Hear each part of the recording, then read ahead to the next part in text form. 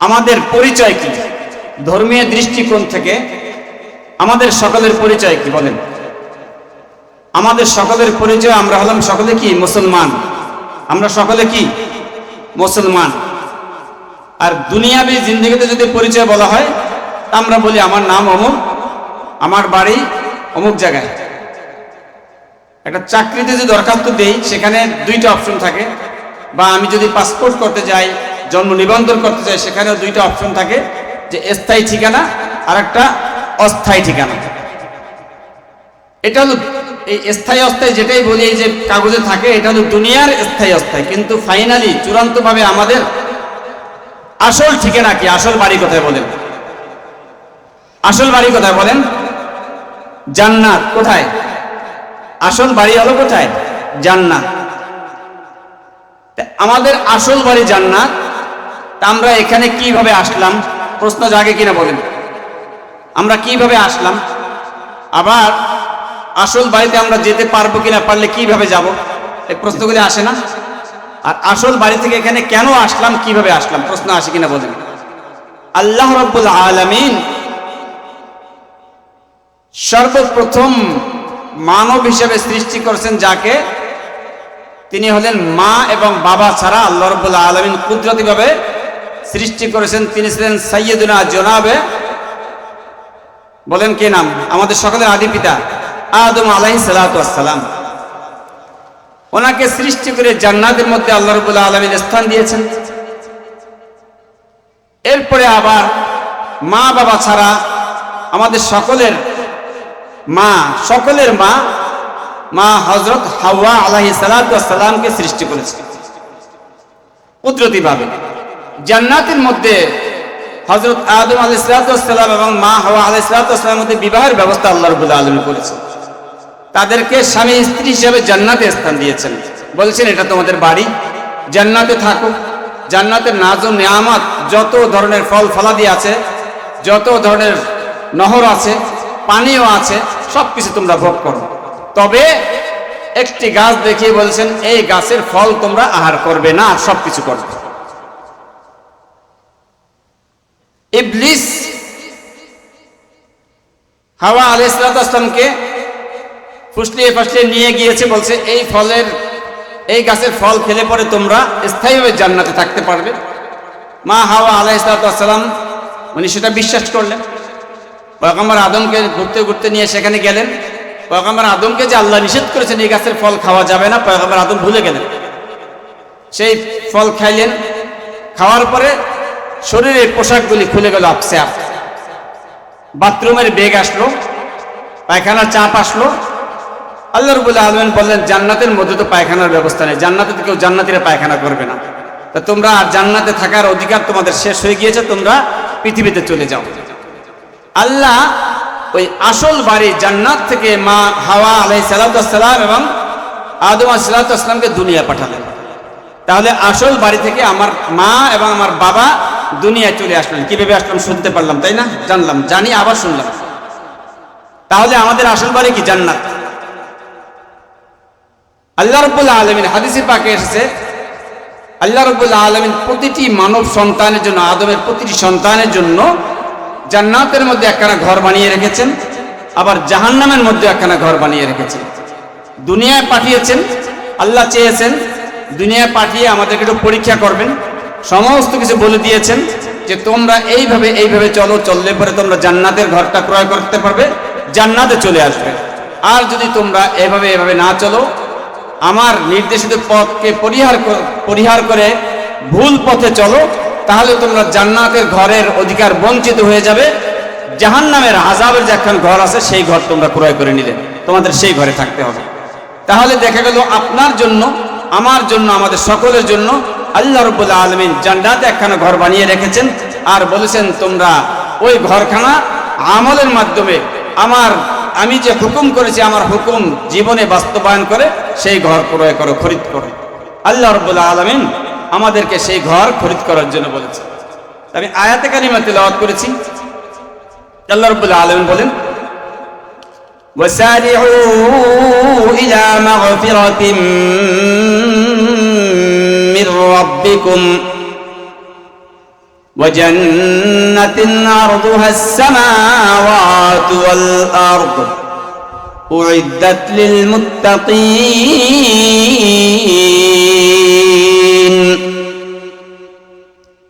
আল্লাহ রাব্বুল আলামিন বান্দাদেরকে বলেন, ও আমার বান্দারা, ওয়াসারিউ, দ্রুত ধাবিত হও, ইলা মাগফিরাতিম মির রাব্বিকুম, তোমার মালিকের, তোমার রবের ক্ষমার দিকে, ওয়া জান্নাহ, এবং তোমার মালিকের জান্নাতের দিকে। আল্লাহ রাব্বুল আলামিন আমাকে আহ্বান করেছেন, আল্লাহ রাব্বুল আলামিন আপনাকে আহ্বান করেছেন, আমাদের সকলকে আহ্বান করেছেন, সকল পুরুষদেরকে আহ্বান করেছেন, সকল মা বোনকে আহ্বান করেছেন, ও আমার বান্দা বান্দি, তোমরা সকলে দ্রুত ধাবিত হও আমি রবের ক্ষমার দিকে, এবং আমি রব যে জান্নাত বানিয়েছি সেই জান্নাতের দিকে। কয়টি কথা বলেন? দুইটি। আমরা সন্তানদেরকে ঢাকা থেকে অনেক দিন পরে এসেছি, এসে বাড়িতে এসে আহ্বান করি, ও আমার সন্তানেরা, সন্তানের নাম ধরে ধরে ডাকি, যদি নাতি থাকে নাতিদের নাম ধরে ডাকি, আসো আসো চকলেট দিব, তোমাদেরকে খাজা দেব, তিলের খাজা দিব, ঈদের পোশাক নিয়ে এসেছি।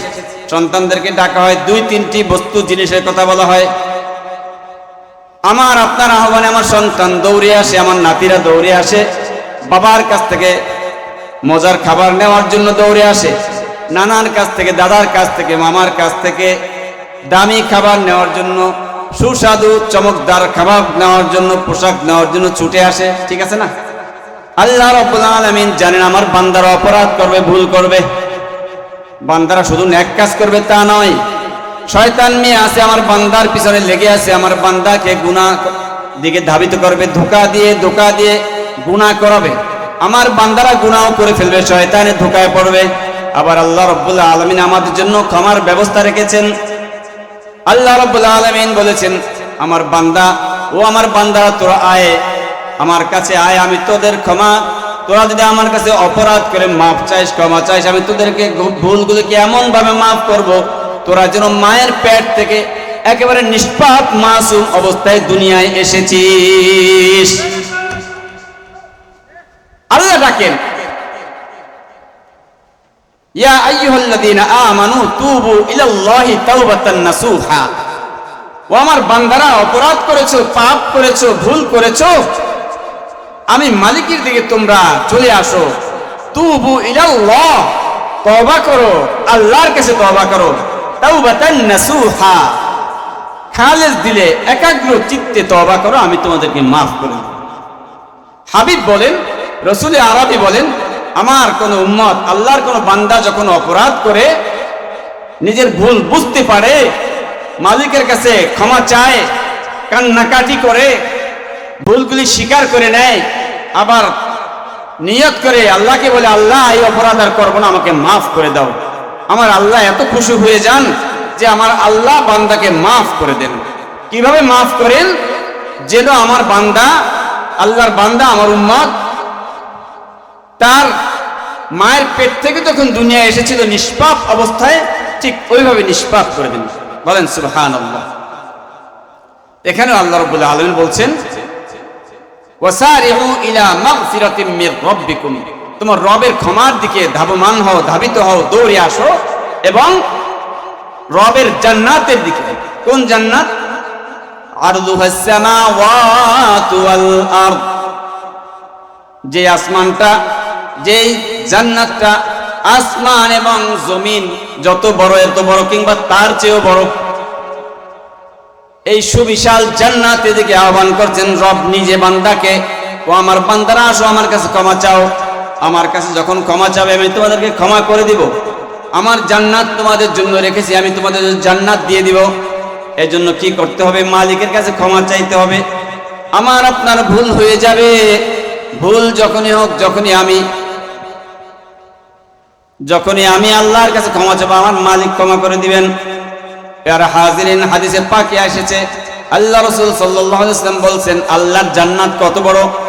আর রাসূল আমাদেরকে লোভ দিয়েছেন জান্নাত কত বড় বলে। কত বড় এর একটা লোভ রাসূল আমাদেরকে দিচ্ছেন।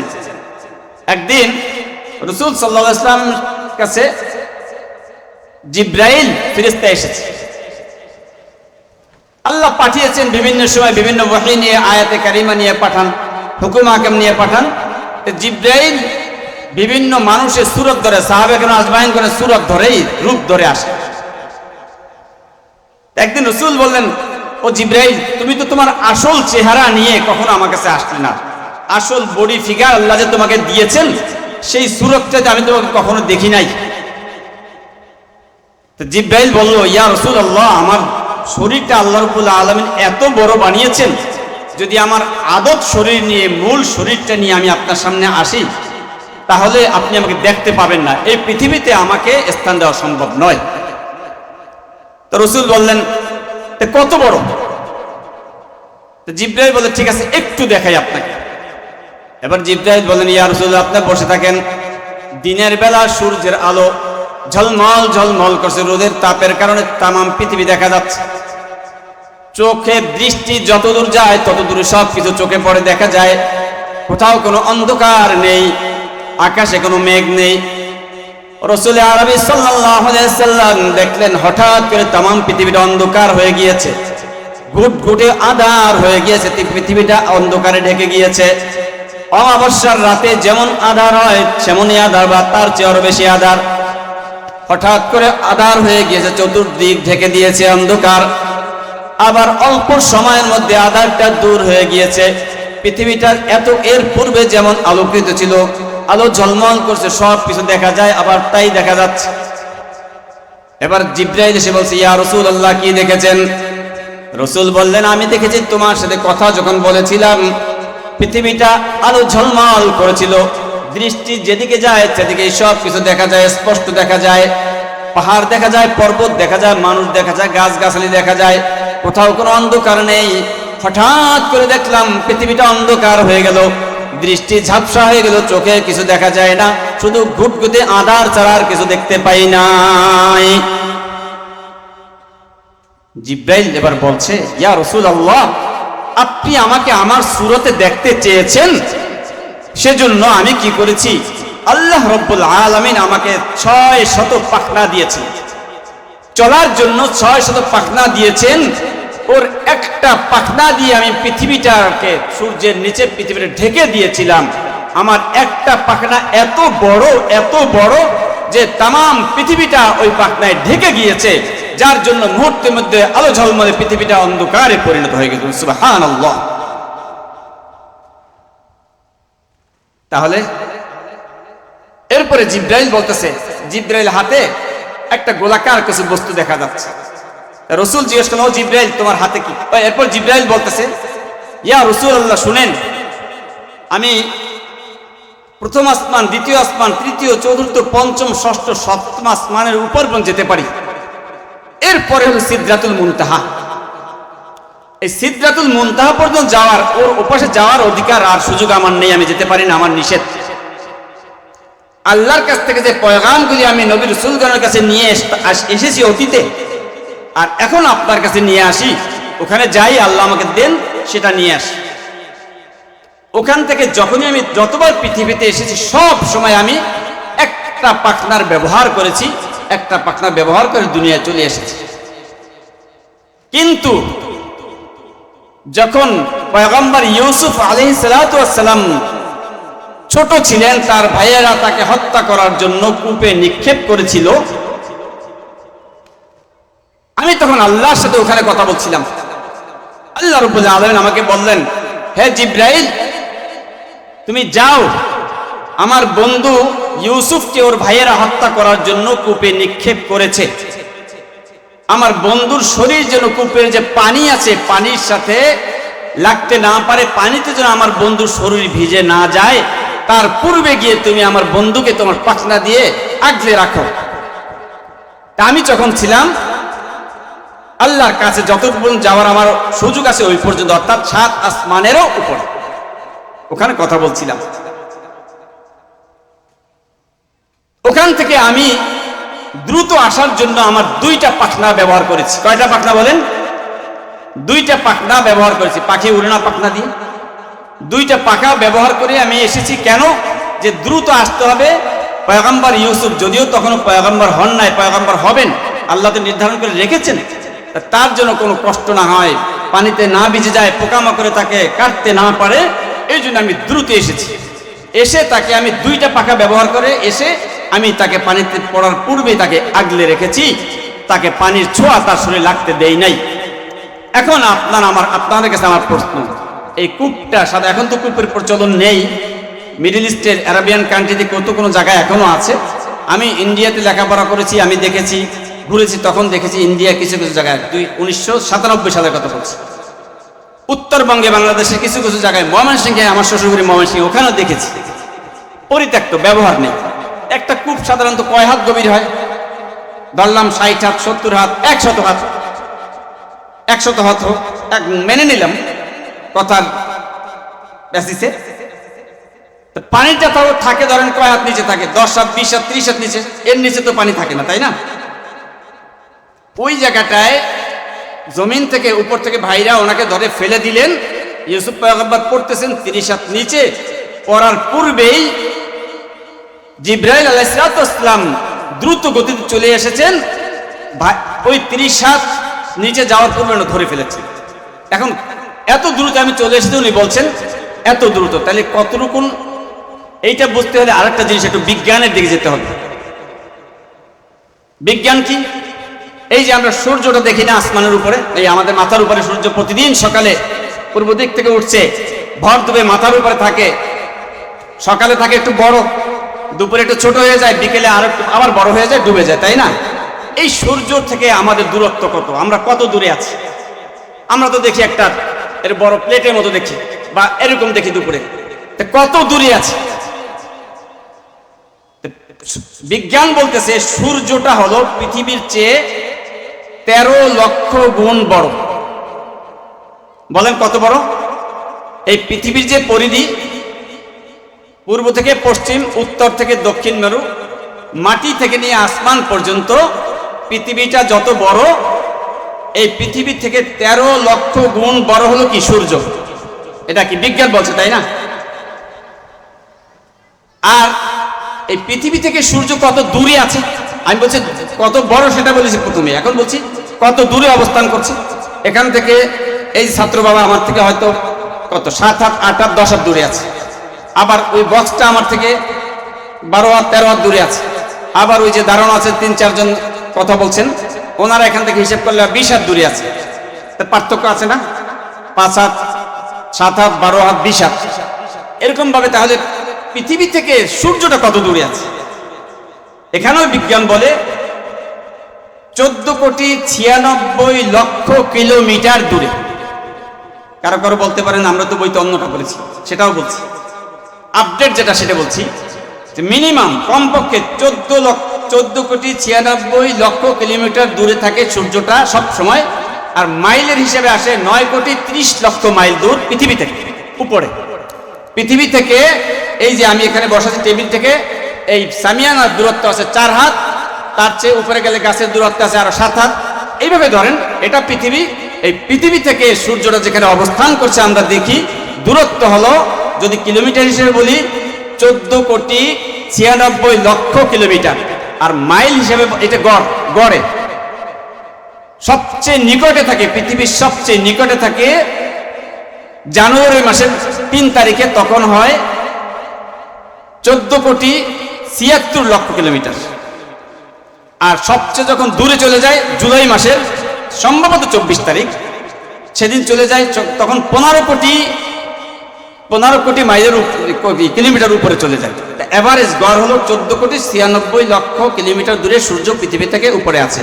আর মাইল হিসেবে 9,30,00,000 মাইল উপরে আছে। এবার আসেন আরেকটা জিনিস বোঝার চেষ্টা করি, আমরা সূর্য থেকে এত বড়, তাই না? এছাড়া এই যে আলো ঝলমলে আকাশে, আমরা পরিচ্ছন্ন আকাশে কি দেখি? ছোট ছোট তারকা, নক্ষত্র রাজি দেখি।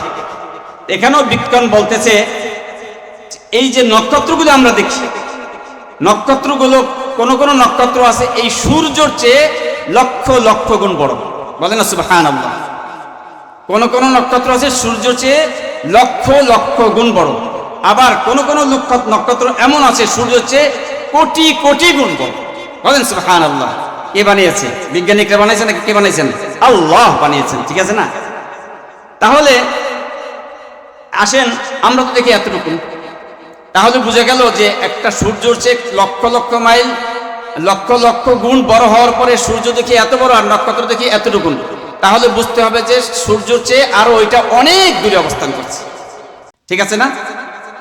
সবচেয়ে পৃথিবীর কাছে যে সূর্যটা নক্ষত্রটা আছে এটার নাম হলো প্রক্সিমা সেন্টারাই।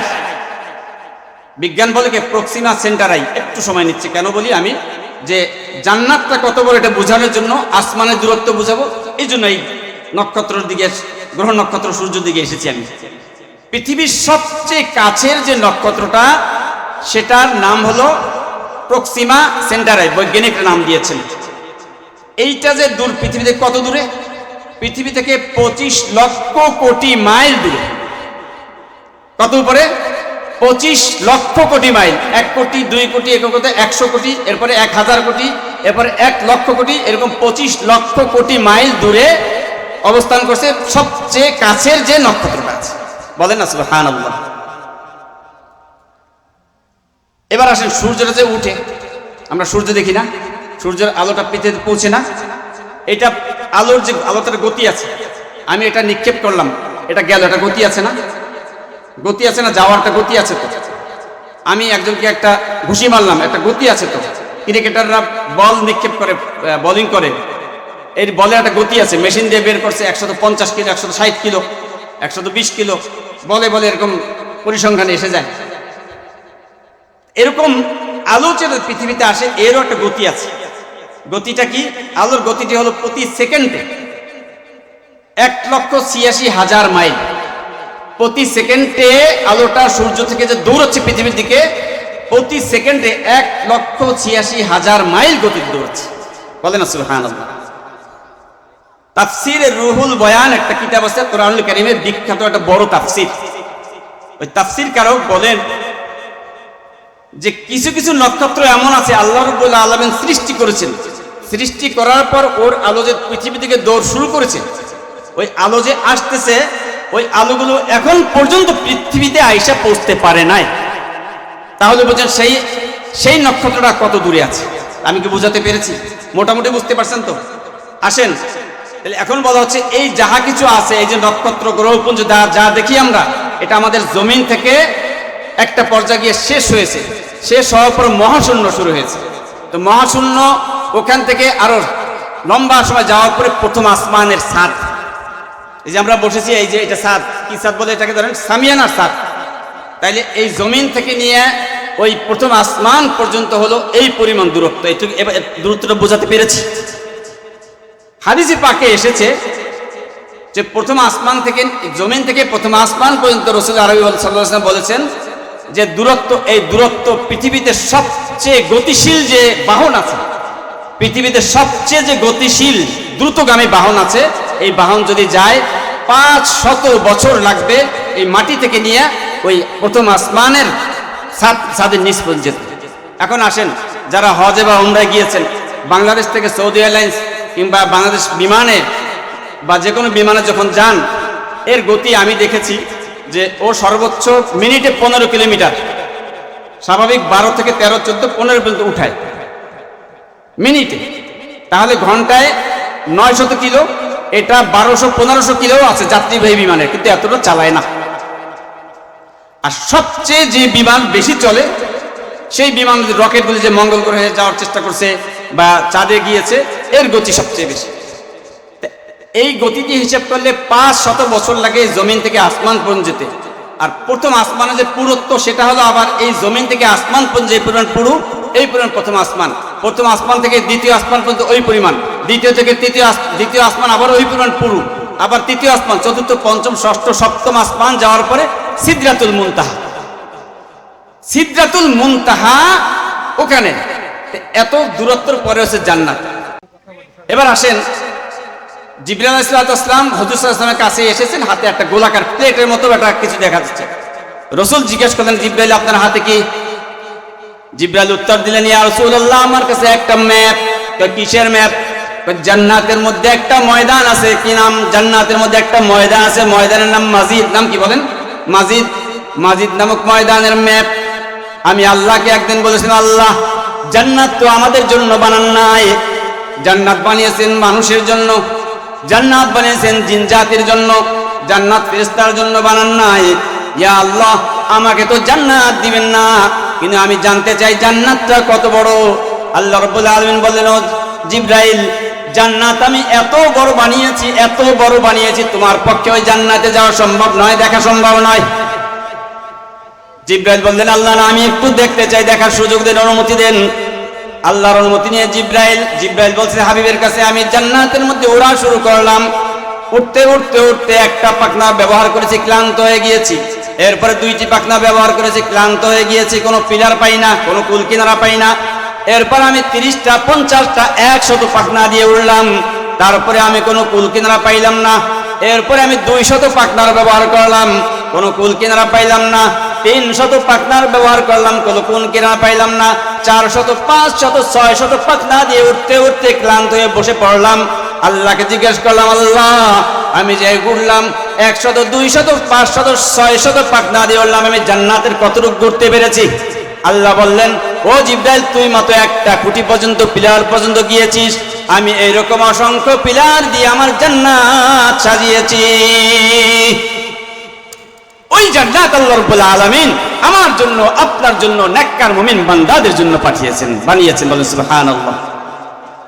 উপরে কি কাপড় দিয়েছে? বস, চলবে। আচ্ছা, আমরা ধৈর্য সহকারে শুনি। সমস্যা হচ্ছে আপনাদের? আসেন তাহলে, জান্নাতের বিবরণ পেলাম, জান্নাত কত বড় একটা বুঝতে পাইলাম, তাই না? আচ্ছা, ওনারা কাজ করছে, করুক, আমরা যতক্ষণ পারি চলুক, তারপর বন্ধ করে দিব ইনশাআল্লাহ, ঠিক আছে? এই জান্নাতের একটা আমি অল্পতে শেষ করে দিচ্ছি। জান্নাত অনেক বড়, ওই যে বুঝ পাইলাম, ঠিক আছে না কথা? এই জান্নাতে যাওয়ার জন্য, সবাই খেয়াল করেন, দাঁড়িয়ে দাঁড়িয়ে খেয়াল করেন, আমি একেবারে 5 মিনিটের কথা শেষ করে দিচ্ছি। আমি এই জান্নাতে যাওয়ার জন্য আল্লাহ রাব্বুল আলামিন বলছেন, ওয়াতাসিমু বিহাবলিল্লাহি জামিআন ওয়া লা তাফাররাকু। বান্দাদেরকে বলছে, ওয়াতাসিমু বিহাবলিল্লাহ, আল্লাহর রশিকে তোমরা সকলে সম্মিলিতভাবে মজবুতির সাথে ধরো, শক্ত করে ধরো। ওয়া লা তাফাররাকু, তোমরা পরস্পর বিচ্ছিন্ন হইও না। রশি বলতে আল্লাহ রাব্বুল আলামিন এখানে বুঝিয়েছেন 5টি জিনিসকে বুঝিয়েছেন। 1 নম্বর হলো ঈমান, 2 নম্বর হলো ইবাদত, 3 নম্বর হলো মুআশারা, 4 নম্বর হলো মুআমালা, 5 নম্বর হলো আখলাক। এই 5টি জিনিস যে যার জীবনে নিয়ে আসতে পারবে, অর্থাৎ 1 নম্বরে ঈমান যে মজবুত করবে, আল্লাহ এবং আল্লাহ রাসূলের উপর ঈমান মজবুত রাখবে, জান্নাত জাহান্নামের উপর ঈমান রাখবে, গায়েবের উপর বিশ্বাস রাখবে, ঈমান রাখবে, সেই ঈমান বলা হয়ে গেল। 2 নম্বরে ইবাদত, আল্লাহ রাব্বুল আলামিন আমাদের সকলকে 5 ওয়াক্ত নামাজ ফরজ করে দিয়েছেন, রোজা রাখতে বলেছেন, অন্যান্য যে গোলামি করতে বলেছেন, এগুলি যারা ঠিকমতো করবে, বান্দার হক নষ্ট না করবে, সে তার জীবনে ইবাদত নিয়ে আসলো। 3 নম্বরে মুআমালা, বেচা কিনা লেনদেনের মধ্যে মুআমালা, পারস্পরিক মুআমালা ঠিক রাখতে হবে, কাউকে ঠকানো যাবে না, কারো ঋণ নিলে ঋণ সময় মতো পরিশোধ করতে হবে, এই মুআমালা ঠিক রাখতে হবে, মুআশারা ঠিক রাখতে হবে, মানুষের সাথে আচার ব্যবহার ঠিক রাখতে হবে, আর সর্বশেষ উত্তম চরিত্রের অধিকারী হতে হবে। যারা এই 5টি জিনিস নিজের জীবনে আনতে পারবো, আল্লাহ রাব্বুল আলামিন বললেন যে তারা এই 5টি জিনিস আনার কারণে তারা আল্লাহর রশি মজবুত করে ধরলো, আর যারা মজবুত করে ধরতে পারলো, আল্লাহ রাব্বুল আলামিন তাদেরকে জান্নাত দিয়ে দেবেন। আল্লাহ রাব্বুল আলামিন আমাদের সকলকে এই 5টি জিনিস যিনি জীবনে বাস্তবায়ন করতে পারে সেই তৌফিক দান করুন। ওয়া আখিরু দাওয়ানা আনিল হামদুলিল্লাহি রাব্বিল আলামিন।